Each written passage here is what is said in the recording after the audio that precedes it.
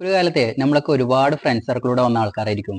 അതായത് നമ്മൾ ഈ സ്കൂളിൽ പഠിക്കുന്ന സമയത്ത് നമുക്കൊരു ഫ്രണ്ട് സർക്കിൾ ഉണ്ടാവും. ഇനിയിപ്പോൾ കോളേജിൽ എത്തുന്ന സമയത്ത് അവിടെ നമുക്ക് വേറെ ഫ്രണ്ട് സർക്കിൾ ഉണ്ടാവും. നാട്ടിലെത്തിക്കാൻ അവിടെ നമുക്ക് വേറെ ഫ്രണ്ട് സർക്കിൾ ആയിരിക്കും. അങ്ങനെ ഒരുപാട് ഫ്രണ്ട് സർക്കിൾ ഉണ്ടാവും. പക്ഷെ നമ്മൾ ഇന്ന് തിരിഞ്ഞു നോക്കുന്ന സമയത്തില്ലേ കുറച്ച് ഫ്രണ്ട്സ് നമുക്ക് കൂടെ ഉണ്ടാവും. പക്ഷെ ആ ഒരു സമയത്ത് ഞാനടങ്ങുന്ന എല്ലാവരും വിചാരിക്കുന്ന ഒരു കാര്യം എന്താണെന്നറിയാം, ആ ഒരു ഫ്രണ്ട് സർക്കിൾ അവർ തന്നെയാണ് നമ്മുടെ പെർമനന്റ് ഫ്രണ്ട് സർക്കിൾ എന്ന് വിചാരിക്കും. ലൈഫ് ലോങ് കൂടെ കട്ടക്ക് ചങ്കുകളായിട്ടുണ്ടാവും എന്നൊക്കെ വിചാരിക്കും. പക്ഷെ ഒരു പോയിന്റ് എത്തുന്ന സമയത്ത് ആ ഒരു ഫ്രണ്ട് സർക്കിളൊക്കെ ഇങ്ങനെ കുറഞ്ഞു വരും നമുക്ക് അറിയാൻ പറ്റും. ചിലർ അവരുടേതായിട്ടുള്ള ബിസി ലൈഫിലോട്ടൊക്കെ പോയിട്ടുണ്ടാവും, മറ്റു ചിലർ ജോബിന്റെ ആവശ്യത്തിന് വേണ്ടി അബ്രോഡിലോട്ടൊക്കെ പോയിട്ടുണ്ടാവും.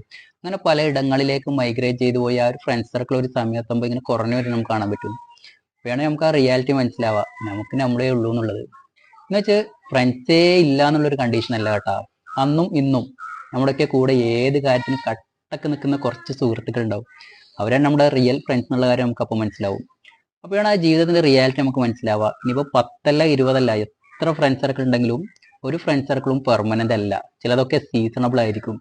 ആ ഒരു സോണിൽ എത്തുമ്പോഴാണ് പണ്ട് നമ്മൾ ഫ്രണ്ട് സർക്കിളിലൂടെ മാത്രം ചെയ്തു വന്ന കുറച്ച് കാര്യങ്ങൾ ഉണ്ടാവില്ലേ, അത് പിന്നീട് നമ്മൾ ഒറ്റയ്ക്ക് എൻജോയ് ചെയ്ത് തുടങ്ങും. അതായത് നമ്മുടെ യുവത്വത്തിന്റെ ആ ഒരു ചോരത്തളത്തുനിന്നൊക്കെ മാറി നമ്മുടെ ആ ഒരു മെച്ചേർഡ് ലൈഫിലോടൊക്കെ എത്തി എന്നുള്ളതാണ്.